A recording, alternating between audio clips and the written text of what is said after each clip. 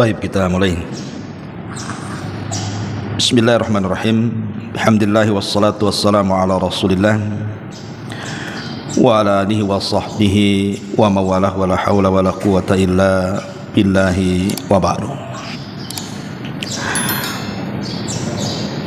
Baik, kita lanjutkan kajian kita di pagi ini, masih membahas kitab Qawaidul Arba'.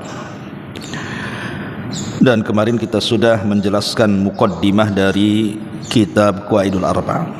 Kita masuk pada kaedah-kaedah, dan ini penting dipahami karena kaedah-kaedah ini menyangkut akidah kita.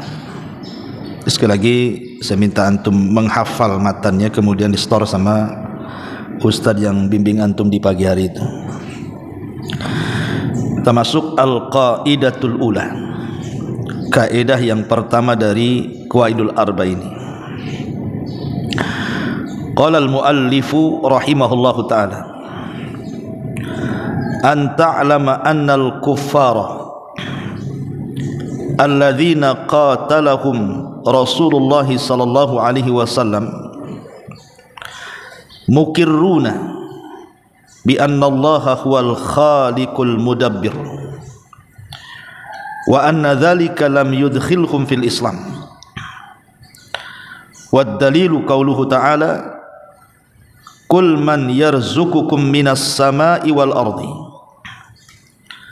amma yamliku as-sam'a wal absara wa man yukhrijul hayya minal mayyit wa yukhrijul mayyita minal hayy wa man yudabbirul amra fasayaquluna Allah faqul afala tattaqun. Perhatikan kaidah yang pertama, an ta'lama, agar engkau mengetahui, annal kufar, bahwa orang-orang kafir,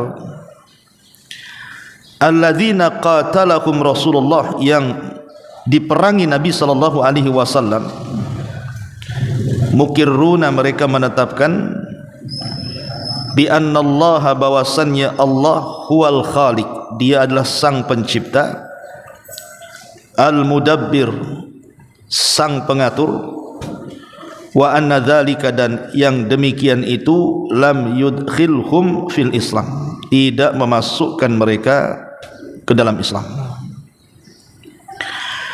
Adapun dalilnya adalah firman Allah Azza wa Jalla, qul man yarzuqukum minas sama'i wal ardi, katakan ya Muhammad, siapa yang memberikan rizki kepada kalian dari langit dan bumi. Amma yamlikus sam'a wal absar, siapa orang yang memiliki pendengaran dan juga penglihatan. Wa may yukhrijul hayya minal mayyit, dan siapa pula yang mengeluarkan dari kehidupan kepada kematian, dari yang hidup. Wa man yukhrijul hayya, dan siapa pula yang menghidupkan dari kematian. Wa yukhrijul mayyita minal hayy, atau sebaliknya, mematikan dari kehidupan. Wa man yudabbirul amra, dan siapa pula yang mengatur seluruh urusan alam semesta ini. Fasayaquluna Allah, maka mereka orang-orang musyrik itu akan mengatakan Allah. Fakul, katakan, afala tattaqun, kenapa kalian tidak bertakwa. Baik, perhatikan kaidah ini, maksudnya apa? Syekh di sini mencantumkan dalam Qaidatul Arba' ini, dalam kaidah pertama.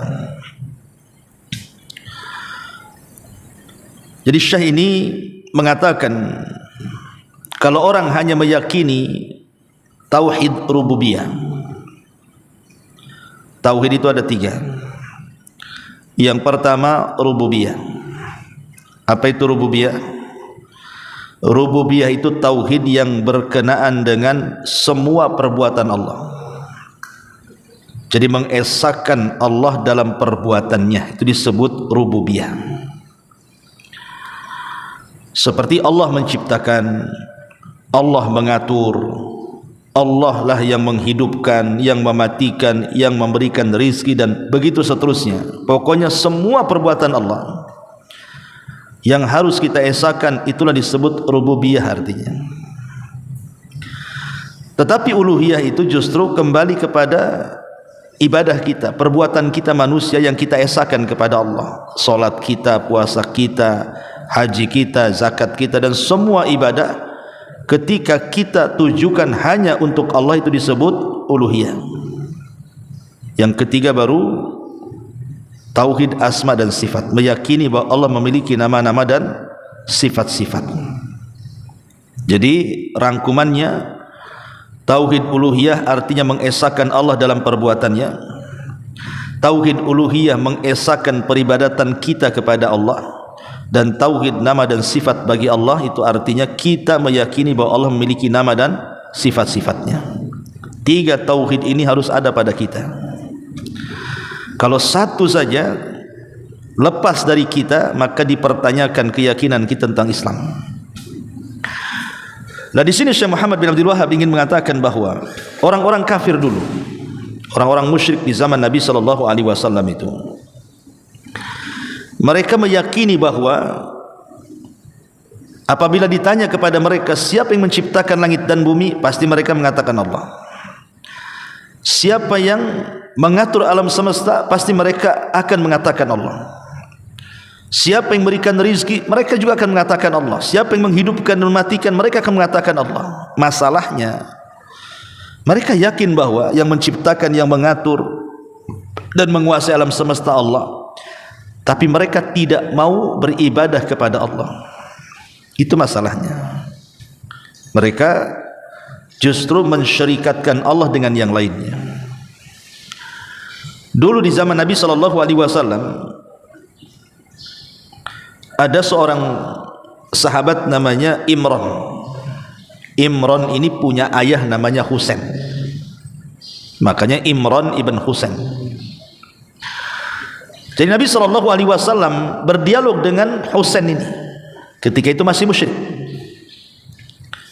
Ya Husain, kata Rasul, kam ta'bud ilahan fil ardi, kam ilahan ta'bud fil ardi.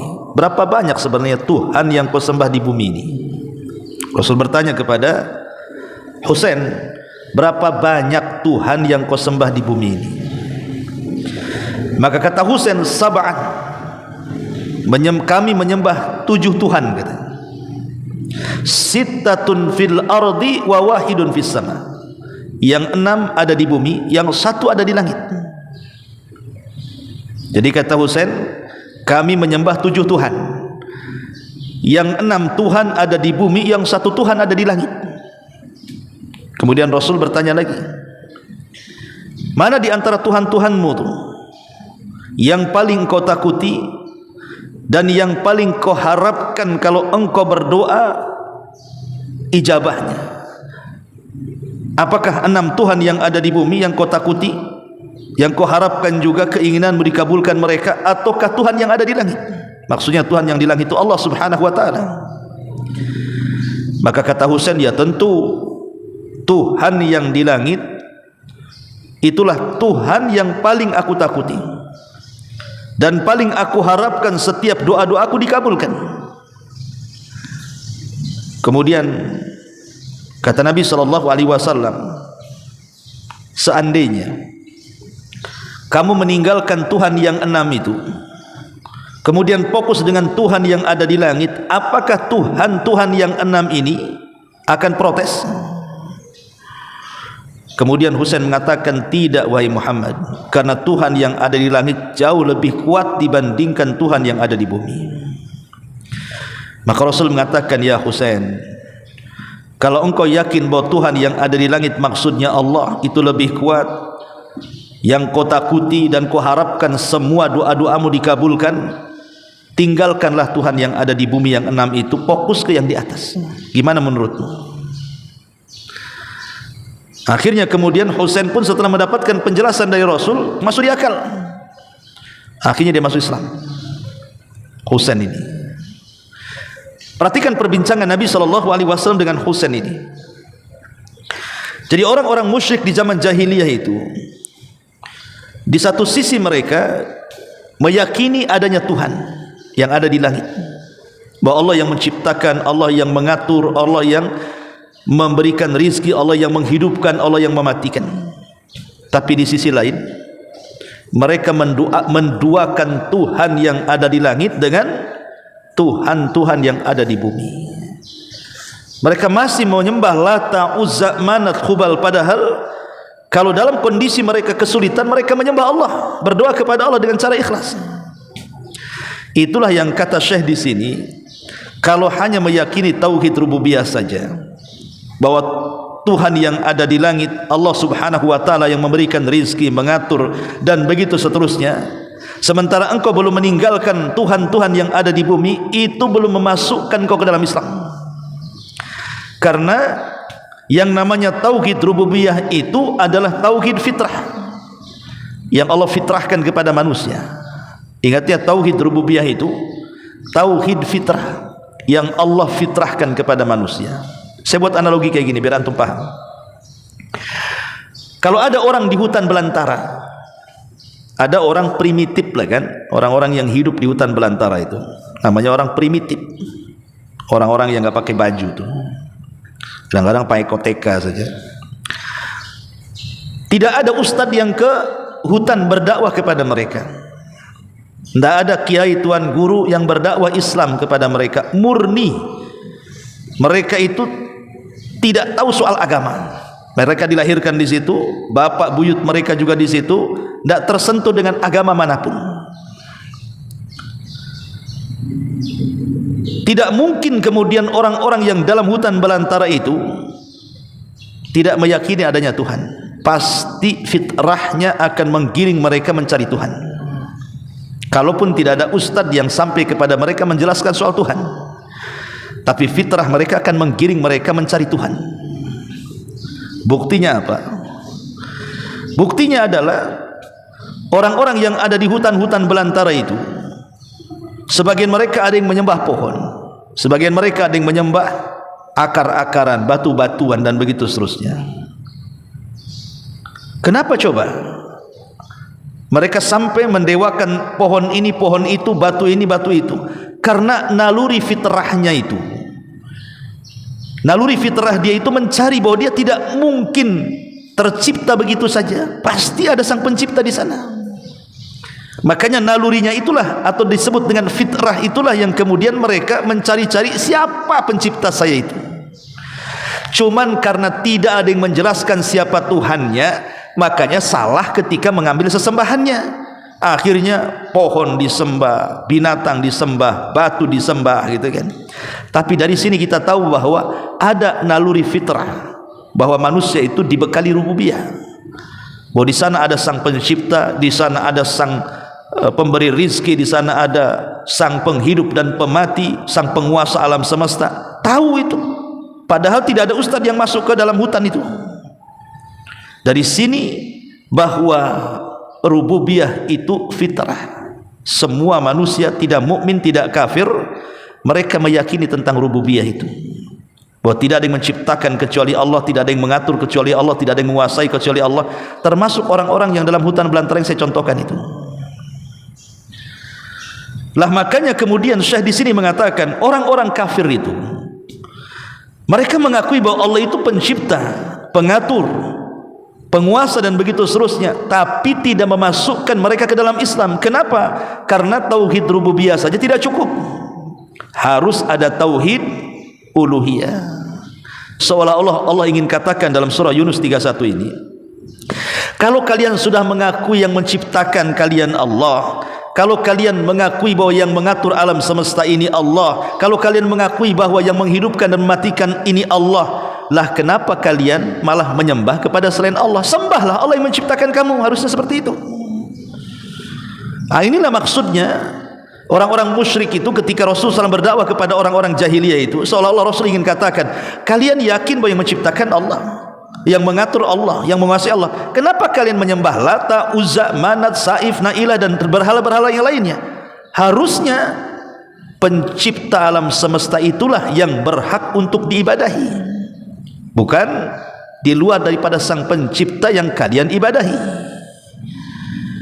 Dari sini kita tahu bahwa Syekh Muhammad bin Abdul Wahab ingin menjelaskan bahwa semata-mata meyakini rububiyah itu tidak cukup, kecuali harus ada uluhiyah. Tadi saya sudah katakan rububiyah itu beriman kepada Allah dari segi perbuatan, kalau uluhiyah itu beriman kepada Allah atau mentauhidkan Allah dari segi peribadatan kita kepada Allah. Bisa dipahami ya? Ya. Jadi kata Syekh di sini, anta'lama annal kuffara alladzina qatalahum Rasulullah sallallahu alaihi wasallam mukirruna bi anna Allah huwal khaliqul mudabbiru wa anna dzalika lam yudkhilhum fil Islam. Agar engkau tahu bahwa orang-orang kafir yang diperangi Rasul itu mereka juga menetapkan bahwa sang pencipta dan pengatur itu Allah, tetapi tidak memasukkan mereka ke dalam Islam. Coba logika yang lebih jelas lagi biar antum paham. Coba antum tanya kepada orang-orang yang di luar daripada Islam, selain ahli kitab ya, selain Yahudi ataupun Nasrani, antum tanyalah kepada orang-orang yang beragama yang mereka menyembah berhala. Tanya kepada mereka, siapa yang menciptakan langit dan bumi? Pasti mereka akan mengatakan Tuhan. Ya mungkin bahasa kita Allah kan itu, bahasa mereka mungkin dewa atau apa kan gitu ya. Siapa yang mengatur? Ya dewa gitu. Siapa yang ini dewa? Pasti mereka akan menyebut-nyebut dewa itu menurut mereka Tuhan. Artinya kan ada fitrah rububiyah bahwa tidak mungkin mereka hidup tanpa pencipta. Pasti mereka meyakini mereka itu hidup dengan adanya pencipta.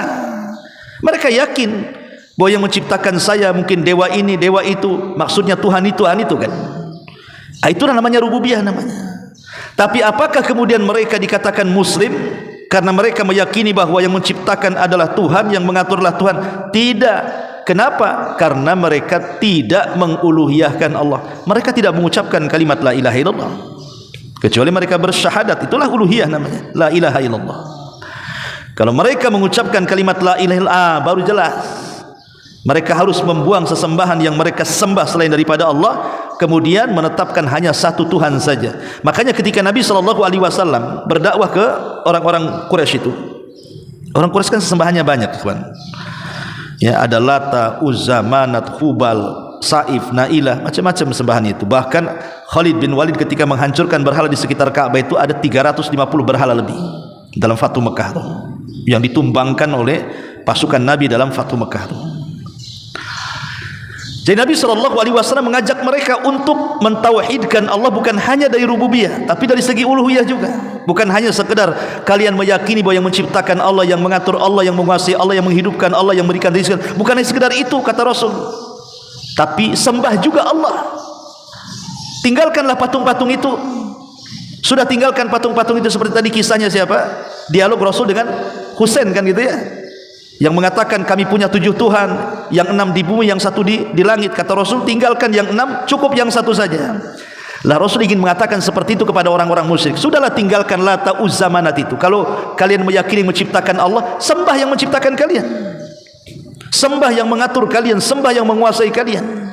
Tapi apa jawaban mereka? Aja'alal alihata ilahan wahid inna hadza la syai'un ujab. Apakah kami harus meninggalkan Tuhan-Tuhan kami yang banyak ini dan hanya terfokus kepada satu Tuhan saja? Ini agama aneh kata mereka. Apakah kami harus meninggalkan Lata, Uzza, Manat kemudian fokus menyembah Tuhan? Wahai Muhammad, ini agama aneh ini namanya. Oh enggak katanya. Tapi logikanya di sini ikhwan, ketika mereka kemudian di saat genting-gentingnya ada masalah, orang-orang musyrik Arab itu tidak pernah menghadapkan wajah mereka ke Lata, Uzza, Manat, tetapi mereka menghadapkan wajah kepada Allah. Contoh umpamanya kisahnya Abdul Muthalib. Dicontohkan kisah Abdul Muthalib. Jadi ketika Abdul Muthalib ini berdialog dengan Raja Abraha, Raja Abraha yang akan menghancurkan Ka'bah dengan pasukan gajahnya itu. Jadi Abraha ini bertanya kepada orang-orang, siapa sayyidnya wilayah sini katanya, siapa tuannya wilayah sini? Maka orang-orang mengatakan Abdul Muthalib, kakeknya Nabi. Maka dipanggillah kemudian kakeknya Rasul itu berhadapan dengan Abraha. Di situ terjadi dialog ya. Abdul Muthalib pakai bahasa Arab, Abraha pakai bahasa Ethiopia, kan tidak nyambung tuh. Akhirnya menggunakan penerjemah. Lah, ketika terjadi dialog, kemudian Abraha bertanya kepada Abdul Muttalib soal bagaimana pendapat dia bahwa dia akan menghancurkan Ka'bah.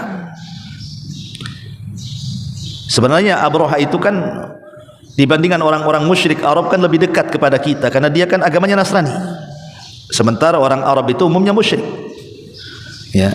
Tapi kenapa Allah tidak izinkan dia menghancurkan Ka'bah? Justru dikirim burung ababil, coba. Karena 50 hari setelah penyerangan itu lahir Nabi. Jadi Allah tidak izinkan Ka'bah dihancurkan Abraha karena 50 hari setelahnya lahir Nabi SAW. Tapi bukan itu masalahnya. Jadi Abraha ini bertanya kepada Abdul Muttalib soal pendapat dia, bagaimana kalau kau hancurkan Ka'bahmu itu? Disangkanya Abraha, Abdul Muttalib akan membela dan merengek-rengek, jangan kau hancurkan. Enggak, rupanya dia tenang-tenang saja. Justru dia berbicara soal lain dan mengatakan, wahai Abraha, anak buahmu mencuri 200 untaku, kembalikan. Kata Abraha, Ka'bahmu mau kuhancurkan, kok pula bicara unta, katanya. Dari sini lihat, perhatikan ucapan Abdul Muttalib. Apa kata Abdul Muttalib kepada Abraha? Dia mengatakan, adapun Ka'bah itu falahu rabbun yahmi. Adapun Ka'bah itu ada Tuhannya sendiri yang akan melindungi. Ucapan Abdul Muttalib ini meyakini bahwa di sana ada Tuhan yang akan melindungi Ka'bah. Itulah namanya fitrah rububiyah namanya. Kemudian kata Abraha, baik kalau begitu ku hancurkan Ka'bah. Maka Abdul Muttalib kemudian segera pergi dari Abraha menuju Ka'bah, kemudian meminta kabilah-kabilah yang ada di sekitar Ka'bah untuk menjauh. Tapi sebelum Abdul Muttalib meninggalkan Ka'bah, dia berdoa kepada Allah. Padahal di dalam Ka'bah itu banyak patung, ada Lata, ada Uzza, bahkan Hubal itu di dalam Ka'bah tuh. Tapi Abdul Muttalib tidak meminta kepada Hubal yang ada dalam Ka'bah, justru mengangkat tangan ke langit dan mengatakan, ya Rabb, lindungilah Ka'bah dan Mekah. Lihat, orang-orang musyrik Arab itu di waktu mereka susah, mereka menghadap kepada Allah dan berdoa dengan ikhlas. Artinya meyakini bahwa di sana ada Tuhan, di langit itu ada Tuhan yang menciptakan dan yang mengatur. Masalahnya mereka tidak mau menyembah Tuhan yang ada di langit, malah menyembah Tuhan yang ada di bumi. Padahal mereka meyakini bahwa Tuhan di langitlah yang menciptakan, mengatur, menghidupkan, mematikan, dan begitu seterusnya. Maka kata Syekh, kalau hanya semata-mata meyakini rububiyah belum memasukkanku ke dalam Islam, katanya. Harus adanya uluhiyah. Apa sasaran Syekh Muhammad bin Abdul Wahab dalam kaidah pertama ini? Sasarannya untuk siapa? Begini ikhwan, kita lihat hari ini, ya, orang-orang yang datang ke dukun, mereka bukan orang kafir, mereka orang yang mengaku Islam. Bahkan pak dukunnya sendiri KTP-nya Islam, kan? Pak dukunnya lo KTP-nya Islam, yang datang ke dukun juga orang Islam, yang membuat jimat orang Islam, yang mengkonsumsi jimat juga orang Islam, yang datang ke kuburan, yang dipendam dalam kuburan itu yang kononnya wali-wali, orang-orang soleh, mereka juga orang Islam. Yang datang ke kuburan juga orang Islam. Mereka orang Islam, kan? Mereka yang datang-datang ke kuburan, ke dukun, meminta jimat, tangkal dan yang lainnya itu semua orang Islam, KTP-nya Muslim. Kalau dikatakan kafir marah mereka, ya.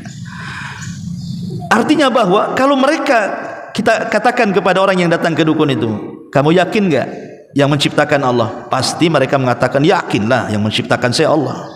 Yakin enggak yang memberikan rizki kepada kamu Allah? Ya yakinlah yang memberikan rizki Allah. Yakin yang menghidupkan matikan Allah? Yakin. Pertanyaan saya, kenapa kau datang ke dukun? Kenapa tidak langsung meminta kepada Allah? Kenapa kau datang ke kuburan meminta-minta di kuburan? Kenapa tidak minta langsung kepada Allah? Kenapa kau percaya tangkal dan jimat untuk rezeki? Kenapa tidak minta rezeki kepada Allah? Gitu maksudnya. Ya, jadi semata-mata kau yakin Allah yang menciptakan, yang mengatur, yang berikan rizki. Kalau tidak mentauhidkan uluhiyah, masih datang ke dukun, masih datang ke kuburan, masih datang sini, maka itu bukan ajaran Islam, bisa mengeluarkan dari Islam. Makanya Syekh di sini ingin menegaskan soal itu. Keyakinan rububiyah saja kurang, Harus ada keyakinan uluhiyah. Tapi keyakinan uluhiyah juga kurang kalau tidak yakin dengan rububiyah. Makanya tauhid ini tidak bisa dipisahkan satu dengan yang lainnya. Itulah maksudnya kenapa Syekh memberikan kaedah ini, bahwa keyakinan Allah menciptakan, mengatur dan juga menguasai serta menghidupkan, mematikan, menghancurkan dan binasakan atau yang lainnya tidak cukup kalau kita belum meluruskan uluhiyah kita. Ya, ini kaedah yang pertama. Ya, taib, saya kira ini saja satu kaedah. Saya minta antum ya, ini ada Ustaz Aswad juga. Tadi saya tanya belum ada setoran ya Ustaz. Ya, nanti saya minta setorannya. Setoran Qaidul Arba. Ini kan mumpung belum jauh nih. Kalau sudah jauh nanti malas nanti ngapalnya. Ya. Jadi kalau bisa setoran setiap hari, entah 2 baris, 3 baris kan. Nah, jadi nanti kalau selesai saya tidak langsung ke ganti kitab lain. Nanti kalau sudah selesai baru setorannya sama saya. Kalau sudah selesai kaidah yang keempat, makanya saya buat sedikit-sedikit aja, ya biar antum bisa menghafal. Wallahu alam. Subhanaka wa bihamdika asyhadu an la ilaha illa anta astaghfiruka wa atubu ilaik. Allahu ta'ala. Assalamualaikum warahmatullahi wabarakatuh.